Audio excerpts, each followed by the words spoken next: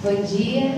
Não tem jeito, né? Quem não nasceu para estrela não sabe nem usar o microfone. Então, paciência. Um dia a gente cresce. Eu quero agradecer o convite de estar aqui nessa manhã mais uma vez, agradecer a acolhida. É muito bom a gente chegar e ver tantos rostos já conhecidos, né? E eu cheguei meio afobada, eu falei, gente, o dia hoje ficou longe. Eu andava e não chegava. Aí, carinhosamente, fui recebida ali na porta. A irmã me ofereceu o caderno de música. Não, eu tenho que me organizar, né? Minha cabeça já vinha pensando, estou atrasada. Eu não estava ainda não, graças a Deus. Então, muito obrigada pela acolhida, tá? Vocês. E, então, o tema que eu trouxe para a gente refletir hoje é aquele dali. Buscai o equilíbrio no coração. Eu busquei inspiração em dois textos. Um é o texto que está no livro Vinha de Luz, do Emmanuel, psicografia do Chico Xavier. É aquela coleção que tem, me parece que ele usou, não foi? Usou até um texto dele hoje. São livros que a gente precisa ter na bolsa, né?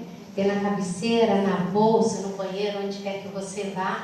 Porque no momento em que você precisa, Emmanuel tem uma palavra consoladora para nos trazer. É o capítulo 18, que tem o título Ouçamos Atentos. E para escrever esse capítulo, o Emmanuel vai buscar inspiração lá em Mateus, capítulo 6, versículo 33. E aí eu fui a Mateus também. E é quando Mateus vai chamar a nossa atenção, né, trazendo as palavras de Jesus, falando da nossa ansiedade ou a nossa ansiosa solicitude pela vida. É aquela passagem que ele diz assim: portanto, eu lhes digo, não se preocupem com as próprias vidas, quanto ao que comer ou beber, nem com seus próprios corpos, quanto ao que vestir. Não é a vida mais importante do que a comida? E o corpo mais importante do que a roupa? E ele vai discorrendo, né, nos convidando a olhar os pássaros no céu, os lírios no campo, vai fazendo toda uma poesia. E aí lá pelas tantas ele fala assim: quem de vocês, por mais que se preocupe, pode acrescentar uma hora que seja à própria vida? Quem de nós, que por muito se preocupar, tenha conseguido acrescentar uma horinha que seja à nossa vida? E às vezes a ansiedade nos atropela, nos derruba, nos joga no fundo do poço e a gente acaba, entre aspas, perdendo horas em nossa vida. Muita gente lê essa passagem do Evangelho e a critica, dizendo que é um convite à comodidade, à ociosidade, a ficar parado, né? Se Deus cuida dos passarinhos, por que Ele não vai cuidar de mim? Se Deus cuida das plantas, por que Ele não vai cuidar de mim? Mas a gente esquece que o passarinho está fazendo a função dele. Escutem. E só porque eu pedi para escutar, ele parou de cantar. Mas vocês façam um pouquinho de silêncio que a gente vai ouvir. Eles acompanham a música, eles embelezam, eles fazem toda a função deles na natureza. E da mesma forma as plantas. Então cabe a nós também fazer a nossa função. E aí a gente começa a entender a chamada do Evangelho, né? Quem de nós que por muito se preocupar tem acrescentado uma hora em nossa vida? Bom, e aí eu trouxe então essa reflexão com o Emmanuel. E nós vamos começar trazendo alguns trechos, todos esses trechos do Vinha de Luz, capítulo 18. O Emmanuel começa assim: apesar dos esclarecimentos do Evangelho, os discípulos encontram dificuldade para equilibrarem convenientemente a bússola do coração. O que é que nós precisamos saber que não tenha nos Evangelhos? Que pergunta nós fizemos que não tenha uma resposta nos Evangelhos? Se a gente parar para pensar, está tudo lá. A gente precisa saber ler, saber ouvir, saber ver, né? O Emmanuel vai dizer, apesar de todas essas orientações, nós ainda encontramos dificuldade para equilibrar convenientemente a bússola do coração. Então, dali nós trouxemos a palavra equilíbrio. O que é o equilíbrio? Quando a gente fala em equilíbrio, muitas vezes vem para nós a imagem da imobilidade, da coisa parada, da coisa estática, né? E a gente vai ver o quê? Que, em verdade, quanto mais equilíbrio nós tivermos, maior a possibilidade de movimento. Então, equilíbrio é movimento, é dinâmica, é capacidade de ação. Quanto mais em equilíbrio nós estivermos, maior a nossa capacidade de atuar na vida. E o desequilíbrio? O desequilíbrio é aquilo que nos imobiliza. Nenhuma pessoa que se diz em equilíbrio vai se dizer incapaz de fazer alguma coisa. Ela pode dizer, ainda não dou conta, ainda não sei, estou tentando, estou aprendendo, mas incapacidade não existe. Então é por isso que o Emmanuel vai dizer da nossa necessidade de buscar o equilíbrio no coração. Mas não é um equilíbrio que nos leva a uma imobilidade, a ficar parado, estático. Aquele equilíbrio que vai possibilitar que a gente tenha cada vez mais a capacidade de movimento. E a gente vai questionar um pouco agora sobre o desequilíbrio, porque para a gente entender o que é o equilíbrio, chegar ao equilíbrio, a gente precisa inicialmente identificar o que nós chamamos de desequilíbrio. Então ali eu destaquei 2 tipos de desequilíbrio, o desequilíbrio material e o imaterial. O material vai estar ligado a quê? Às coisas da nossa vida material. Quando nós estamos, por exemplo, em desequilíbrio financeiro, quando nós estamos construindo uma casa e não está de acordo com as orientações técnicas, está uma construção desequilibrada, nós não vamos ter segurança. Então, esse desequilíbrio material vai estar para tudo aquilo que trata da nossa encarnação enquanto espíritos habitando na matéria. Quando a gente busca o equilíbrio material, o que nós estamos buscando? Segurança e bem-estar.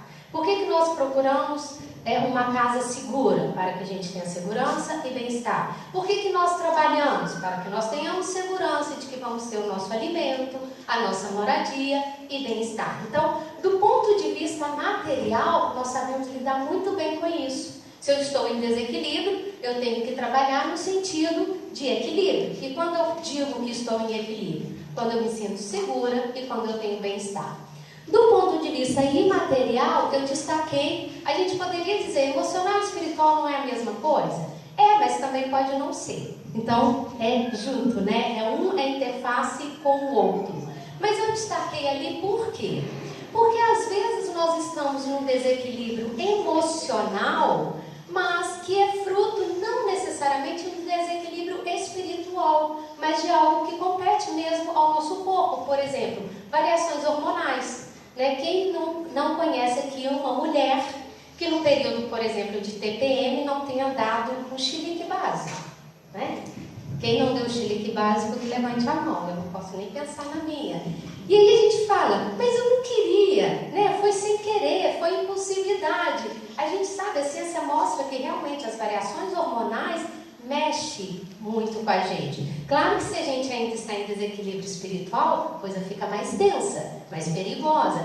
Mas existem também doenças, que alteram o nosso estado emocional.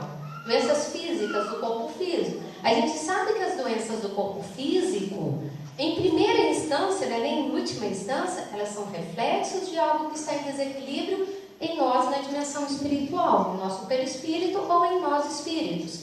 Mas, até que a gente consiga ter esse equilíbrio do corpo físico, há doenças que causam essas variações. Por isso eu trouxe ali o emocional relacionado a essas doenças físicas. E muitas vezes um tratamento medicamentoso vai nos auxiliar a equilibrar. Vai nos auxiliar a ficar menos tenso, menos ansioso, menos agitado. Se não houvesse necessidade, algumas vezes, do medicamento, Deus não teria permitido que a ciência o construísse para nós. Claro que tudo dentro de um parâmetro de equilíbrio. Não é sair nos medicalizando a torto e direito, a reveria. E o que eu chamei ali de desequilíbrio imaterial é mesmo aquele que não é doença, não é desequilíbrio hormonal, a minha vida material está tudo tranquila. Por que dentro de mim a coisa está turbulenta?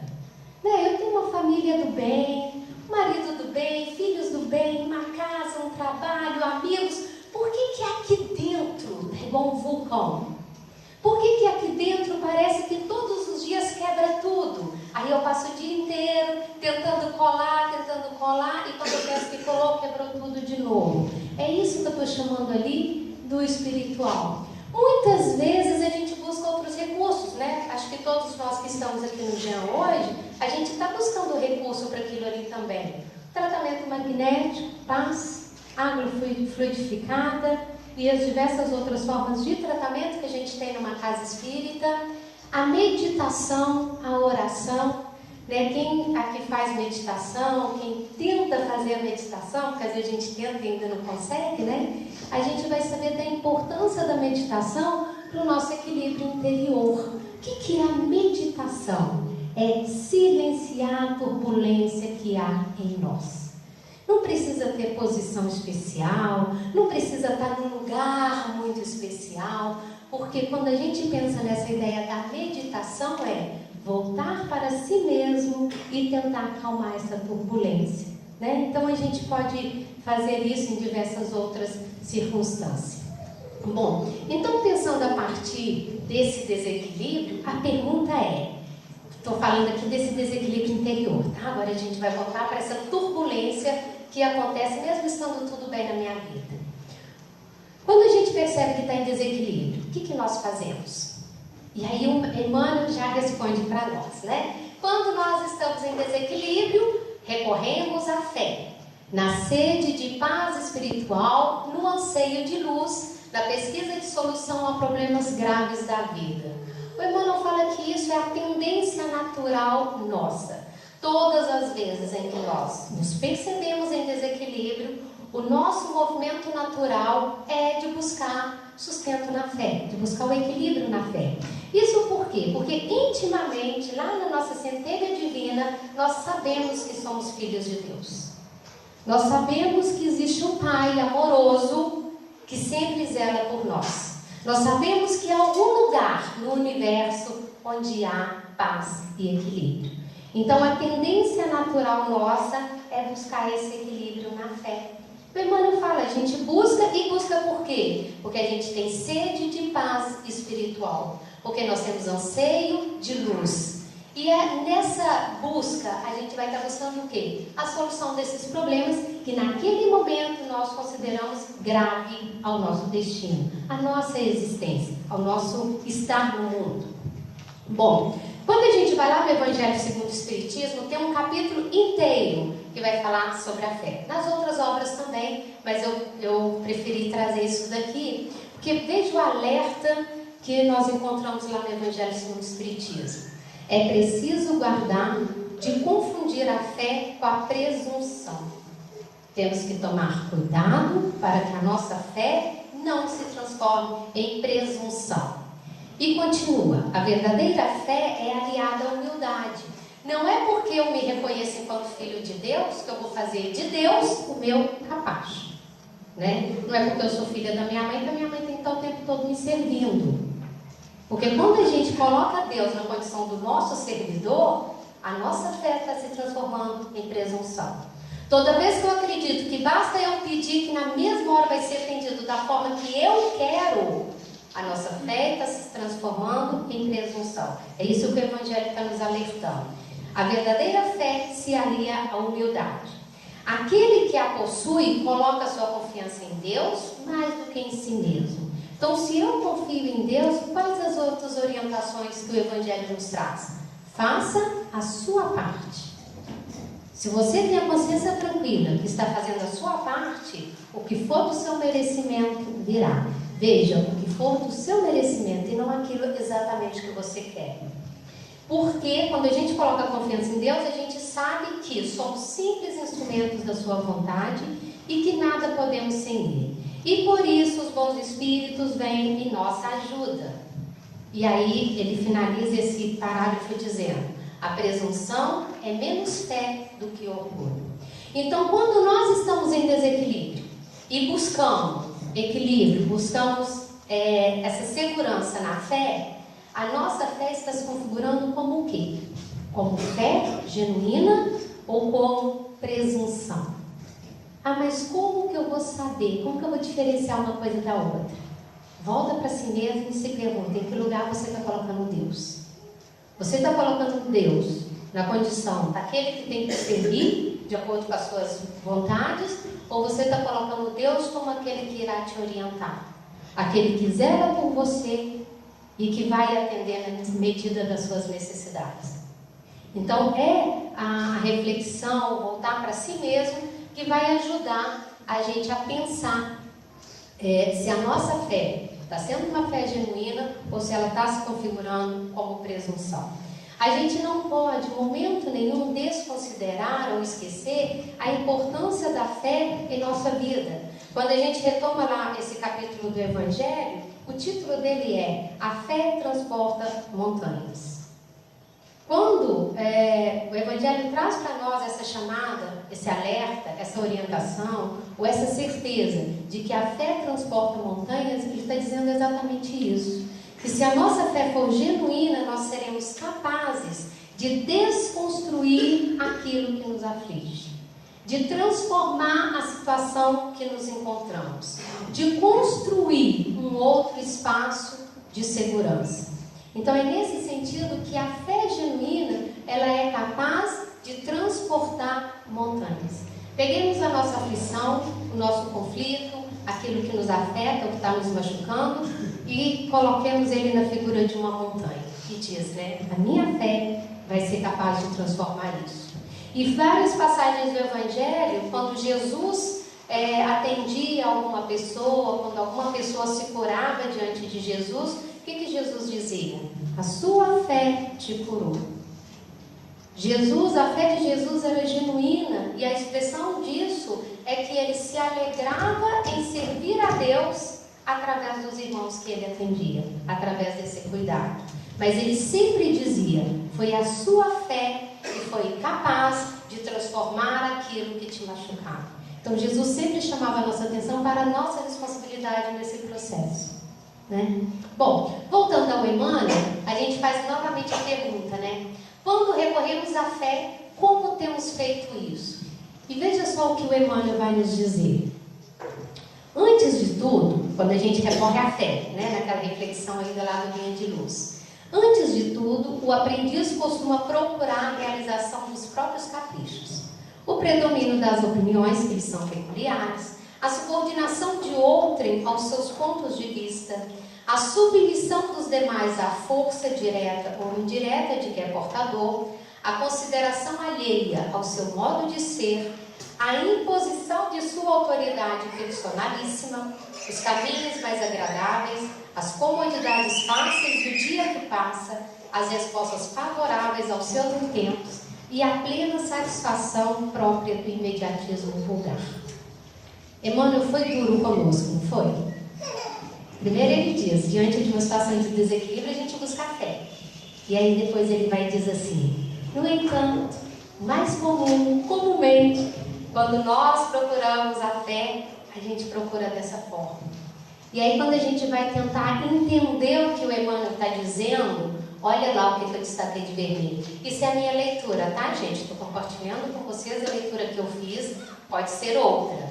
Mas quando eu li Emmanuel, quando ele disse aquilo para mim, eu fui buscar nele orientação, de como agir em situações de desequilíbrio, ele me respondeu daquela forma ali, ó. Ele diz assim para mim, você, Sandra Helena, enquanto aprendiz do Evangelho, diz estar buscando na fé a base para a construção do equilíbrio do coração. No entanto, fique atenta a como você está fazendo isso. Porque veja, se você busca a realização dos seus próprios caprichos, você está alimentando o quê? A sua soberba. Se você tem ou quer que tenha o predomínio das próprias opiniões, você está alimentando o quê? A sua arrogância. Se você subordina as outras pessoas ao seu ponto de vista, você está alimentando a sua presunção. Se você ter a submissão dos outros à sua força, seja de forma direta ou indireta, você está alimentando o seu orgulho. Se você espera sempre que os outros tenham uma consideração positiva ao seu modo de ser, você está alimentando a sua vaidade.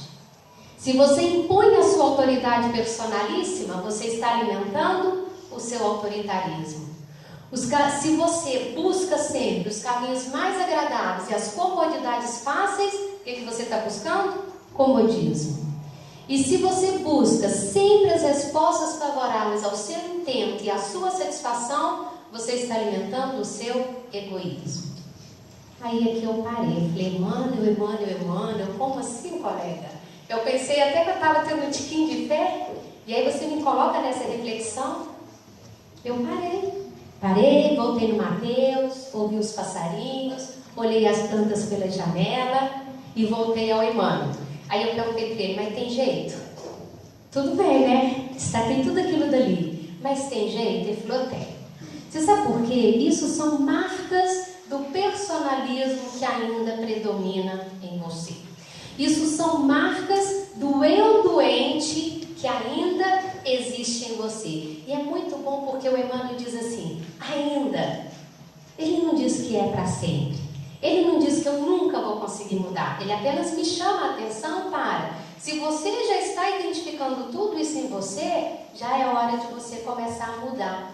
E aí, as perguntas que eu volto a fazer com o Emmanuel, nesse diálogo como que eu vou conseguir equilíbrio espiritual com todas essas preocupações? As preocupações em manter o meu orgulho, a minha vaidade, a minha soberba, todas aquelas que eu destaquei ali, se eu me ocupo o tempo todo, o meu esforço e a minha energia, emprego eles fazendo valer e manter a manifestação desse meu personalismo, como que eu vou dar conta de superar isso? O tempo que eu poderia usar esses esforços e essa energia para fortalecer a minha fé genuína, eu estou gastando isso para manter aquelas outras características que é a manifestação do meu eu doente. O desequilíbrio espiritual, ele revela que eu ainda estou doente. Ele revela o quê? Quando eu quero que aquelas características prevaleçam, eu estou me dando conta de que eu ainda estou espiritualmente doente. O que é a autoiluminação? Aqui a gente começa, O Emmanuel senta do lado ali da gente e começa a ajudar a gente a refletir. O que é a autoiluminação? Porque se eu não quero gastar o meu esforço e a minha energia reforçando aquilo que ainda é doente em mim, o caminho que eu tenho que buscar é o caminho da autoiluminação. E o que é essa autoiluminação? É romper com as sombras do eu doente. Quem faz um estudo muito legal sobre essa questão das sombras também é a Joana de Ângeles. Tem um livro que é Jesus e o Evangelho à Luz da Psicologia Profunda, que ela vai trabalhar muito essa questão da sombra. Então, quem quiser aprofundar um pouquinho nisso, vai lá na Joana.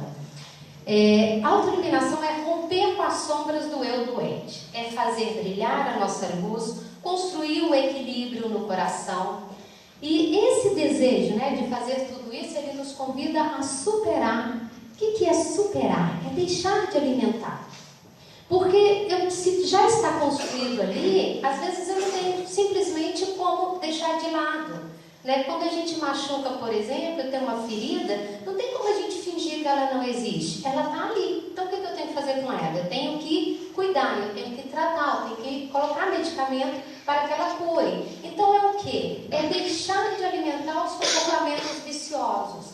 A partir do momento que eu me dou conta dessas marcas, desse eu doente, se eu começo a parar de alimentar, eu já estou fazendo uma coisa em prol da fé genuína. Eu já estou fazendo uma coisa em prol da busca desse equilíbrio que vai permitir as minhas ações no mundo.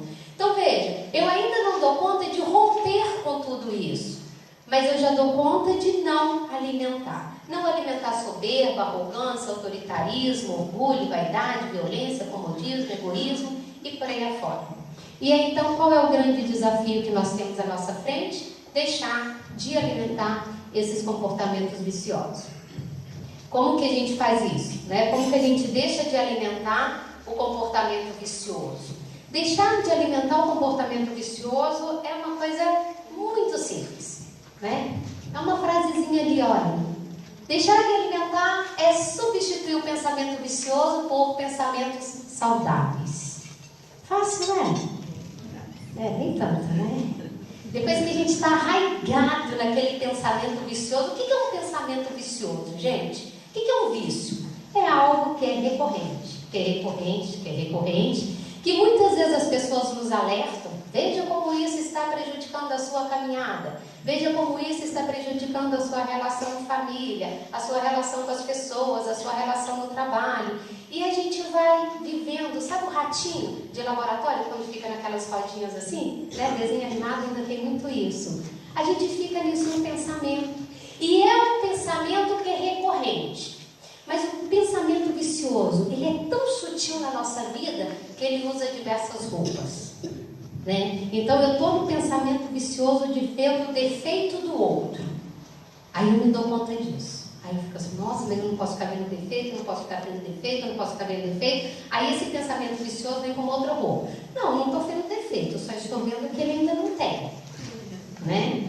Aí você fica, não, mas eu não posso ficar ressaltando que o outro não tem, que o outro não tem. Aí o pensamento vicioso muda de roupa novamente. Não vou ficar vendo que o outro não tem, eu vou ficar só vendo o que está faltando ali. Aí se está faltando, não necessariamente é dele, né? Até que a gente consiga mudar esse pensamento para o que o outro já tem de bom.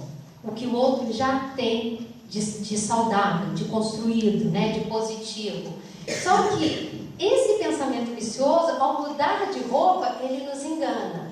E a gente se compraz nesse engano. Por quê? Porque a nossa soberba, a nossa arrogância, o nosso autoritarismo está sendo alimentado. E aí a gente se sente bem, a gente se sente pleno com todos esses sentimentos. Mas veja, a literatura espírita ela chama a nossa atenção para isso. Que o pensamento gera sentimento que leva à ação. Então, esse pensamento vicioso, com a recorrência dele na nossa vida, ele vai acabar gerando sentimentos. E aí começa uma via de mão dupla, né? Pensamento que alimenta sentimento, sentimento que alimenta pensamento, e um vai alimentando o outro, até que tem uma ação. É por isso que a gente algumas vezes diz assim, ninguém age de uma forma que nunca pensou em agir. Aí a gente fala, mas será que não mesmo? Não, porque se aquilo nunca fez parte do seu pensamento, se aquilo nunca fez parte do seu sentimento, você não vai agir. Pode ser que aquilo seja resquícios de muito tempo atrás, né? De quando eu era adolescente, mas se há resquícios, ainda pode ter aquela ação. Por isso que o exercício de substituir pensamentos viciosos por pensamentos saudáveis é o primeiro passo para a gente buscar esse equilíbrio no coração. E a doutrina espírita ela vai chamar muito a nossa atenção que a gente precisa fazer as coisas consciente do que estamos conscientes. Por que é que precisamos mudar pensamentos viciosos? Porque pensamentos geram sentimentos que levam à ação. Pensamentos viciosos vão levar a sentimentos doentes, que vai levar a ações destruidoras. Pensamentos positivos vai levar a sentimentos elevados, que vai gerar ações construtoras. Então nós precisamos saber por quê. Eu não tenho que mudar o pensamento só porque alguém disse que eu tenho que mudar. Eu tenho que mudar porque isso é aqui, é genuíno. É dentro, é íntimo. Sou eu comigo mesma. São os meus pensamentos que geram os meus sentimentos que me levam a ações. Se são pensamentos positivos, bons, seguros, saudáveis, eu terei sentimentos assim e ações assim. Mas se são pensamentos viciosos, doentes, eu terei sentimentos assim e ações também assim. Bom, e aí a gente chega à questão crucial que é disciplina da mente gera disciplina do coração. Então o grande exercício que nós precisamos fazer é um exercício disciplinar. É o exercício de estar atento ao que eu estou pensando. Quando os mentores espirituais dizem para nós assim, faça silêncio íntimo para que você consiga orar. O que ele está dizendo para nós? Né? Silencie toda a turbulência do mundo, do dia, da matéria. Volte para dentro de si mesmo. Se encontre com seus pensamentos. Se encontre com seus sentimentos. Tenha o exercício diário de pensar o que você está pensando. De estar atento ao que você está sentindo. Disciplina da mente, disciplina do pensamento vai nos possibilitar a disciplina do coração. Mudança de pensamento, substituição de sentimentos, construção positiva da ação. Esses balãozinhos eu gosto bastante deles para ilustrar, né? Porque nós podemos ter aquele pensamento tumultuado, com figuras ruins,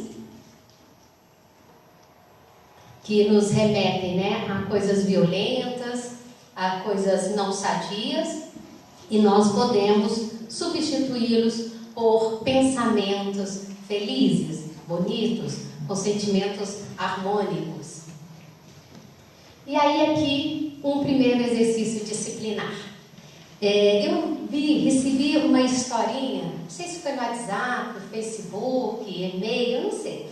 Eu sei que a partir do dia que eu ouvi essa historinha, algo mudou dentro de mim. E eu falei, tenho aí um exercício disciplinar. Conta a história, não sei se é verdade, se não, se alguém inventou, não importa. O que importa é que me contaram e a mim fez bem. Então eu quero contar a vocês e não conheço o autor, tá? Conta a história que tinha um morador de rua que morava numa praça e constantemente um homem passava por esse morador de rua. Nessa praça, né, como toda pracinha que se preza, tinha o cara que vende cachorro-quente, tem o pipoqueiro, né, tem sempre aquelas pessoas comuns da praça. Um dia, esse homem que passava todos os dias por esse morador de rua, sentou do lado dele e perguntou assim, qual o seu maior desejo na vida? E aí aquele morador de rua parou, pensou, brincou um pouquinho com o seu cachorrinho que estava do lado e falou assim, comer um cachorro-quente. Aquele homem levou um susto, né? Aquela barraquinha de cachorro-quente de todos os dias, o morador de rua do lado da carrocinha de cachorro-quente, ele nunca comeu um cachorro-quente, né? Tudo bem que a pergunta não é se ele já comeu ou não, perguntou qual era o desejo de vida dele. E aí o cara falou, esse seu desejo de vida é muito fácil de resolver. Levantou do banco, foi na carrocinha de cachorro-quente e pediu ao moço, olha, prepara o cachorro-quente aí no capricho para aquele cidadão ali, para aquela pessoa. E aí pegou carinhosamente o cachorro-quente e levou até o morador de rua.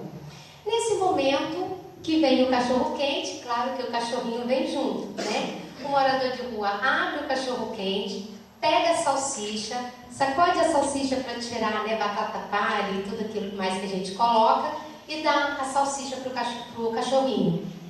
O cara leva um susto e pergunta, como assim? A salsicha é a melhor parte do cachorro-quente e você deu ela pro seu cachorro?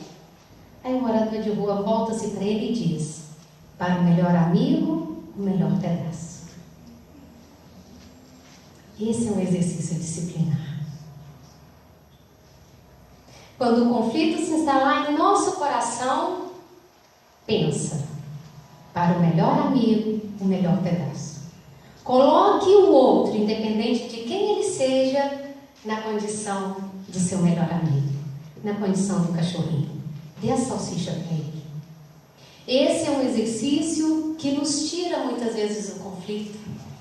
Quando eu consigo pensar no meu colega de trabalho como sendo meu melhor amigo, eu vou ser capaz de favorecer a ele, ainda que eu tenha que trabalhar um pouquinho mais.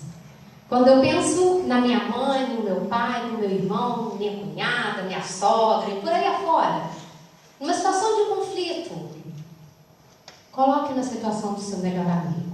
É uma forma de nós começarmos a mudar pensamento, substituir sentimentos e fazer a construção positiva pela ação. O outro não precisa saber que naqueles 30 segundos que você ficou em silêncio, você estava colocando ele na posição daquele melhor amigo. Isso tem que ser aqui dentro de você. Quando eu tiver que ter uma atitude em relação ao outro, se pergunta, e eu me pergunto, ele é o meu melhor amigo, é isso que eu quero para ele? Essa é a melhor parte? É um exercício disciplinar que vai nos ajudar a mudar pensamentos, substituir sentimentos e construir ação positiva.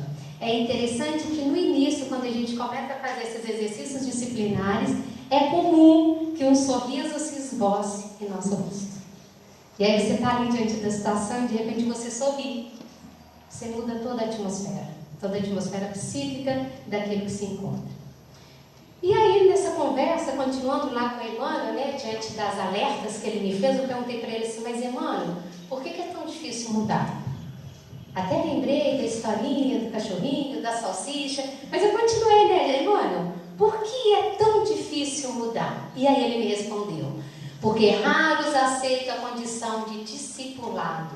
Em geral, recusam o título de seguidores do Mestre, querem ser os favoritos de Deus. Aí eu sentei de novo, né? Falei, puxa vida. Raros aceitam a condição de discípulo. Em geral, recusamos o título de seguidores do Mestre, porque queremos ser os favoritos de Deus. Lembra uma passagem do Evangelho em que os discípulos estavam discutindo entre eles quem deles era o maior diante de Jesus? E que Jesus, o Humberto de Campos conta isso, que Jesus olha para eles e se sensibiliza, porque ele vê nos discípulos ainda crianças espirituais, que discutiam entre si para ver qual deles era o mais amado pelo Pai. E é isso que o Emmanuel me falou ali. Por quê? Por que eu ainda tenho essa necessidade de ser o favorito diante de Deus? E ele continua. Nós temos dificuldade de aceitar a nossa posição e condição no mundo. Somos filhos de Deus. Mas por que não nos aceitar, não nos reconhecer na condição de discípulos? Por que continuamos ainda discutindo entre nós quem é o melhor, ou mais querido, ou mais importante diante dele? E aí vem a pergunta, né? Se não nos aceitamos, como alcançar o equilíbrio no coração? Perceba que o tempo todo Emmanuel volta às interrogações, volta às reflexões para nós mesmos. Ele fala, essas reflexões eu posso te ajudar a fazer, mas é você que vai ter que fazer escolha, é você que vai ter que fazer opção. E aí eu perguntei para ele, tudo bem então, Emmanuel, temos que mudar, mas por onde começar? Por onde começar a aceitar a minha condição no mundo de discípulo do Mestre, de seguidora, de aprendiz? Por onde começar? E aí ele me responde com uma palavrinha, autoconhecimento. Nós vamos começar a nos aceitar a nossa condição no mundo através do autoconhecimento. E o que é o autoconhecimento? Às vezes a gente coloca ele muito longe, né? Autoconhecimento são para os iluminados. Bem, mas eu tenho luz, por que eu não posso me iluminar? Autoconhecimento é para os eleitos, para os grandes filósofos, os grandes religiosos. O Emmanuel vai dizer que não, calma, menos. Autoconhecimento é reconhecimento de que sou filho de Deus. E por que reconhecer? Porque o conhecimento já existe em mim enquanto centelha divina. É reconhecer, é lembrar, é trazer à mente, trazer para o meu pensamento que eu sou filha de Deus. É reconhecer que sou espírito em evolução. É reconhecer que sou aprendiz. E, portanto, olha como ele dá colinho, ainda posso errar desde que eu esteja me esforçando para acertar. Não é errar e ficar no comodismo. Mas a partir do momento que eu reconheço que ainda sou espírito em evolução, eu já não vou mais me apedrejar quando eu cometer algum erro, quando eu ainda não der conta da situação. Mas eu vou estar sempre voltando para o esforço de acertar e reconhecer a minha natureza. O que é reconhecer a minha natureza? Eu parei nesse ponto aqui com o Emmanuel e perguntei para ele, Emmanuel, o que é esse negócio de reconhecer a minha natureza? Sei que sou filha de Deus, sei que sou aprendiz, né? Sei que estou me esforçando. O que é reconhecer a minha natureza? Aí eu trouxe duas historinhas. A primeira historinha é do sapo e do escorpião. Veja só. Certa vez, após uma enchente, um escorpião, querendo passar a outra margem do rio, aproximou-se de um sapo que estava à beira do rio e fez-lhe um pedido. Sapinho, você poderia me carregar até a outra margem desse rio tão largo? E o sapo respondeu, só se eu fosse tolo. Você vai me picar, eu vou ficar paralisado e morrer. Mas o escorpião retrucou dizendo, isso é ridículo. Eu não pagaria o bem com o mal, mesmo porque eu dependo de você. E se eu lhe picar, você poderá se afogar e eu também. E o sapo sempre se negando a levá-lo, mas tanto insistiu o escorpião que o sapo, confiando na lógica do aracnídeo peçonhento, concordou. Levou o escorpião nas costas e enquanto nadava para atravessar o rio, no meio do rio, o escorpião cravou seu ferrão no sapo.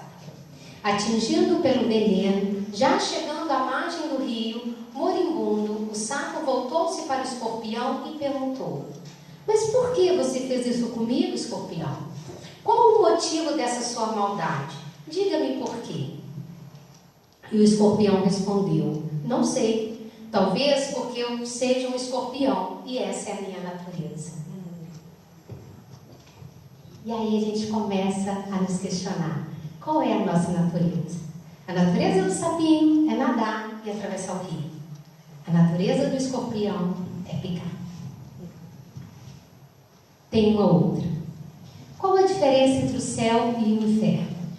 Um guerreiro samurai, conta uma velha história japonesa, certa vez desafiou um mestre zen a explicar o conceito de céu e inferno. Mas o monge respondeu-lhe com desprezo: não passas de um rústico, não vou desperdiçar meu tempo com gente da sua laia. Atacado na sua própria honra, o samurai teve um acesso de fúria e, sacando a espada da bainha, berrou: eu poderia te matar por tua impertinência. Isso, respondeu calmamente o monge, é o inferno. Espantado por reconhecer como verdadeiro o que o mestre dizia acerca da cólera que o dominara, o samurai acalmou-se, embainhou a espada e fez uma mensura, agradecendo ao monge a revelação. E isso, disse o monge, é o céu. Qual era a natureza do samurai? Qual era a natureza do monge? Qual é a minha natureza? Para descobrir a minha natureza, muitas vezes eu vou ter que ir por aproximações. De quem eu me aproximo mais? Do sapo ou do escorpião? De quem eu me aproximo mais? Do monge ou do samurai? E aí a próxima pergunta é: de quem eu quero me aproximar? Como eu quero que seja a minha natureza? A nossa natureza é o resultado de todo o nosso processo evolutivo até agora. É o resultado de todas as experiências que eu tenho enquanto espírito, desde que eu fui criada enquanto espírito imortal. Todas as minhas experiências, em todos os meus processos evolutivos, isso constitui a minha natureza. Mas tem uma coisa na minha natureza que é inegável: eu sou filha de Deus, sou centelha divina. Todas as qualidades têm semente em mim. Qual delas eu vou cultivar? Não é porque de repente eu falo assim: mas a minha natureza é que eu sou muito agitado, eu sou muito bravo, eu sou muito esquentado. Tá, mas você quer continuar assim? Será que é possível domesticar um escorpião? Será que é possível ter um samurai dócil? A questão é: qual é a minha natureza? E eu quero continuar assim? Porque é possível mudar? E por onde que eu começo a aceitar a minha condição no mundo? Reconhecendo a minha natureza e uma coisa extremamente importante: reconhecer a natureza que ainda predomina em mim é viver em equilíbrio, o estágio evolutivo em que eu me encontro. Reconhecer a natureza que predomina em mim é o primeiro passo para o autoconhecimento e para a mudança. Porque se eu não sei como eu me encontro, eu vou mudar o quê? Eu chego na minha casa e falo assim: eu quero mudar a minha casa. Tá, mas como que está a sua casa? Não sei. Então o que você quer mudar? Também não sei. Percebe? Primeiro passo para a gente fazer qualquer mudança é se conhecer, é o autoconhecimento. Então, se eu preciso mudar pensamentos para mudar sentimentos, para mudar ações, os meus pensamentos, eles são gerados a partir da minha natureza. Eu preciso me reconhecer. E isso é difícil, isso é doloroso. Parar diante do espelho e falar assim: opa, eu estou vendo um escorpião, mas eu quero ser um sapinho, é muito difícil. Mas é possível? É. E aí, passo a passo, dia a dia, vivendo em equilíbrio, o momento em que nós nos encontramos, a gente vai mudando aos poucos, né? De samurai, a gente vai se transformando em monge. Vencer a sombra que há em mim é colocar em destaque a luz que já há em mim. Porque se eu ficar o tempo todo ressaltando só minha sombra, minha sombra, minha sombra, eu nunca vou permitir que a luz apareça. Eu gostei muito dessa imagem, né? Se não houvesse aquela vela ali, uma chama bem pequenininha, eu não saberia que é uma criança. Então, se eu não permitir que as minhas velinhas acendam, uma pequenininha que seja, sabe aquela de aniversário, bem pequenininha assim? Pois é, pode ser uma daquela. Mas eu preciso me alegrar porque já há luz em mim. Eu preciso fazer sobressair aquilo que já há. E buscar o equilíbrio do coração é desconstruir o vício e fortalecer a virtude. Vencemos o mal quando alimentamos o bem. E aqui tem uma outra historinha que é bastante conhecida, né? Que é aquela em que um velho índio, ele conversando com seu neto, e tem pessoas que contam todo o cenário, né? Conversando com o neto, em torno de uma fogueira e tal, ele conta ao neto o seguinte: filho, há uma batalha entre dois lobos dentro de nós. Um é mau, é a raiva, a inveja, a ganância, o ressentimento, a inferioridade, as mentiras e o ego. O outro é bom, é a alegria, o amor, a esperança, humildade, bondade, empatia, verdade. O garoto pensou sobre aquilo e perguntou: qual lobo ganha? E o velho respondeu: aquele que você alimenta. Todos nós temos, né? Esses dois lobinhos aí dentro de nós. E todos os dois estão famintos. Qual deles nós estamos alimentando? Todos temos em nós pensamentos que nos colocam numa situação de sofrimento, de conflito, de dor, e pensamentos que já nos impulsionam para um equilíbrio. Qual desses pensamentos nós estamos alimentando? Essa é a questão que a gente precisa se trazer. Bom, e aí o Emmanuel, né, viu que eu já estava um pouco mais calma, que era possível a gente continuar. Ele diz assim para mim: sabemos que a vida burilará todas as criaturas nas águas lustrais da experiência. Ele diz: você ainda é tão jovem, você é um espírito ainda tão jovem, por que você vai se angustiar querendo tudo agora? Calma, a vida irá te burilar nas águas lustrais da experiência. Aí claro que eu perguntei, né, mas como assim a vida vai nos burilar? Colocando-nos em situações que nos convocam sempre a um novo equilíbrio, cada vez mais seguro e mais flexível. Pensa nisso. Quanto mais em equilíbrio nós estivermos, mais flexíveis diante das situações difíceis nós seremos. E aí, que situações são essas? Doença, dificuldade financeira, dificuldade de relacionamento na família, com os amigos, separação de pessoas amadas, perseguições, incompreensões. Tudo isso são experiências, são tentativas da vida de nos burilar.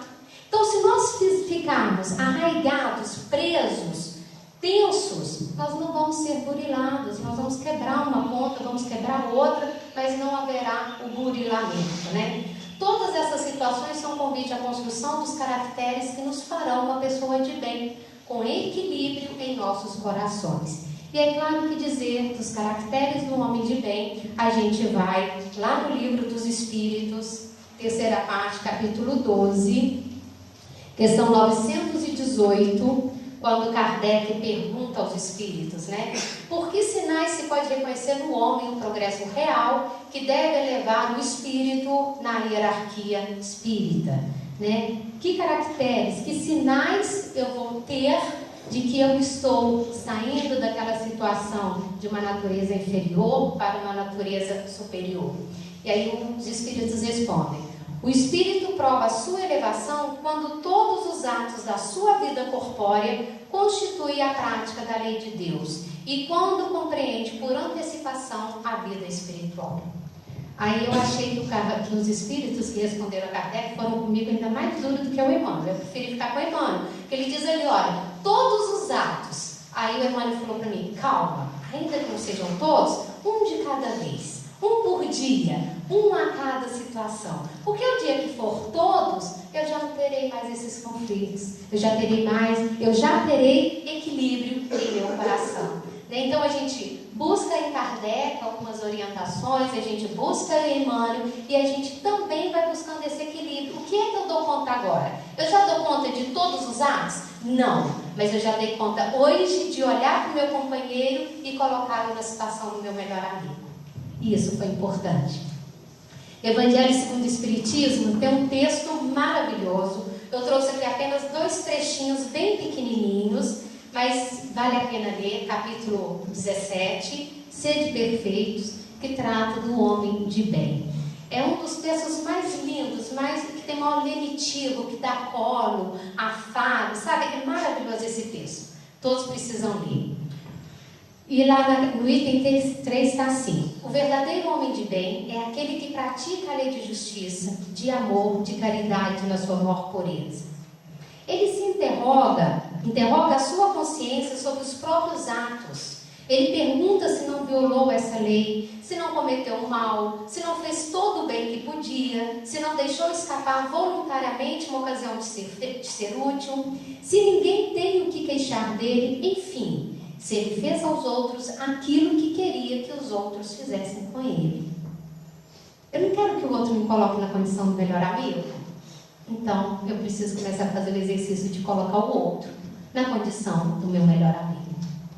Eu quero que os outros se preocupem em melhorar a natureza deles para que a nossa relação seja mais tranquila. Então, eu também preciso preocupar em melhorar a minha natureza. Esta não é, lá no final do texto eles colocam, essa não é a relação completa das qualidades que distinguem o homem de bem. Mas quem quer que se esforce por possuí-las, estará no caminho que conduz as demais. Percebe? Então, o grande diferencial é se eu já me esforço ou se eu ainda fico no comodismo. Eu já me esforço por alimentar os bons pensamentos, os bons sentimentos, o lobo bom, ou eu continuo alimentando voluntariamente, intencionalmente, o lobo mau? A mudança é inevitável, o progresso é inexorável. No entanto, atentamos à advertência do Mestre Jesus, que está lá em Mateus: buscai primeiro o reino de Deus e a sua justiça. Vencer as preocupações com a posse material. É isso que Jesus está nos dizendo. Buscai primeiro se desvencilhar daquilo que constitui peso na sua vida. Quem de vocês, por mais que se preocupe, pode acrescentar uma hora que seja a sua vida? Claro que essas preocupações aqui, com essas questões materiais, com aquilo que ainda constitui sombra na minha vida. Portanto, não se preocupem com o amanhã, pois o amanhã se preocupará consigo mesmo. Basta cada dia o seu próprio mal. A advertência de Jesus, ela não nos convida ao comodismo, mas ela vai nos convidar sempre à busca desse equilíbrio no coração. Vai lembrar sempre que o futuro será construído a partir das nossas escolhas, daquilo que nós fizermos, e que hoje devemos fazer a escolha de ser feliz. Lembrando que pensamento gera sentimento que impulsiona ações. E assim, buscar o equilíbrio no coração é fundamental para uma vida feliz. E aqui, um outro exercício disciplinar, que quando me contaram também, quando me ensinaram, eu gostei muito e quero contar para vocês. É a terapia das boas lembranças.